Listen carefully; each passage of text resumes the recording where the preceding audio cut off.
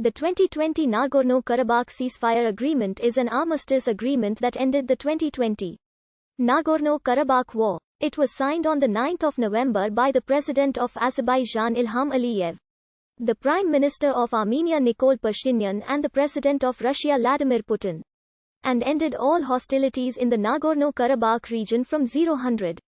The 10th of November 2020 Moscow time. The President of the self-declared Republic of Artsakh, Reich Harytanian, also agreed to an end of hostilities. Renewed hostilities between Azerbaijan and Armenia began on the 27th of September 2020. Azerbaijan recovered many of its territories during the following 6 weeks, which culminated in the capture of the strategically important town Shusha and prompted the two sides to agree to a ceasefire deal on the 9th of November 2020. According to the agreement, both belligerent parties undertook to exchange prisoners of war and the dead. Furthermore, the Armenian forces were to withdraw from Armenian-occupied territories surrounding Nagorno Karabakh by the 1st of December. An approximately 2,000-strong Russian peacekeeping force from the Russian ground forces was to be deployed to the region for a minimum of 5 years, one of its tasks being protection of the Lakan corridor, which links Armenia and the Nagorno Karabakh region. Additionally, Armenia undertook to guarantee safety of passage between mainland Azerbaijan and its Nakhchivan exclave via a strip of land in Armenia's Sunak province. Russian FSB's border troops would exercise control over the transport communication. The agreement states the following. We, the President of Azerbaijan, I, Aliyev, Prime Minister of the Republic of Armenia NLP Pashinyan and President of the Russian Federation, V. Putin, state the following. After signing the agreement, Prime Minister of Armenia Nikol Pashinyan said, "This is not a victory. But there is not defeat until you consider yourself defeated. We will never consider ourselves defeated, and this shall become a new start of an era of our national unity and rebirth." Violent protests erupted in Yerevan following the announcement of the ceasefire agreement. The Speaker of the Parliament of Armenia, Ararat Mirzoyan, was beaten by an angry mob who stormed the parliament after the peace deal was announced. Pashinyan has indicated, however, that Mirzoyan's life is not under threat, and he had undergone surgery.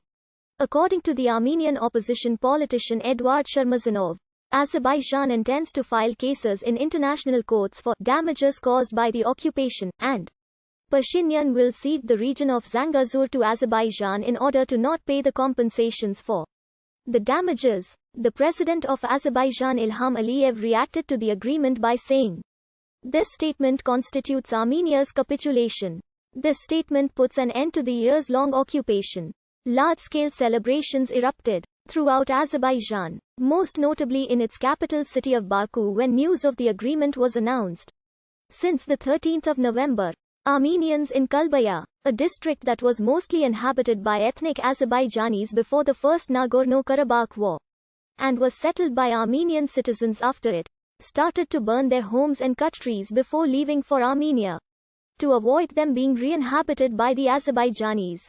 Some Armenians also took their dead relatives' remains with them, while others were carting off everything they could as trucks nearby loaded up with household possessions and cut down trees. Agence France Presse reported that in Charikter, at least 6 houses were set on fire. On the 15th of November, at Armenia's request, Azerbaijan extended the deadline for Armenians to fully vacate Kalbaya district by 10 days. Until the 25th of November, Azerbaijan's presidential office stated that they took the worsening weather and the fact that there only one road to Armenia into consideration when agreeing to extend the deadline. Azerbaijani authorities also denounced civilians and the mobilized soldiers leaving the area for burning houses and committing what they called ecological terror. As early as on the 10th of November 2020, Russian troops and armor that were to constitute a peacekeeping force under the agreement were reported to be moving in the region of Nagorno Karabakh. The force was reported to have been transported to Armenia by air before the agreement was signed. By the 12th of November, the Russian force consisted mostly of the personnel of the 15th Separate Motor Rifle Brigade had entered Stepanakert and begun deploying observation posts across the region. On December 2020, Armenia and Azerbaijan have begun exchanging groups of prisoners of war mediated by Russia. As of February 2021, 63 prisoners, including civilians, returned to Armenia, and 15 were returned back to Azerbaijan. On 14 April 2021, a global campaign was launched among the Armenian diaspora to demand the release of Armenian POWs and other detainees held in Azerbaijan. Protests were held in 14 cities around the world. Inc.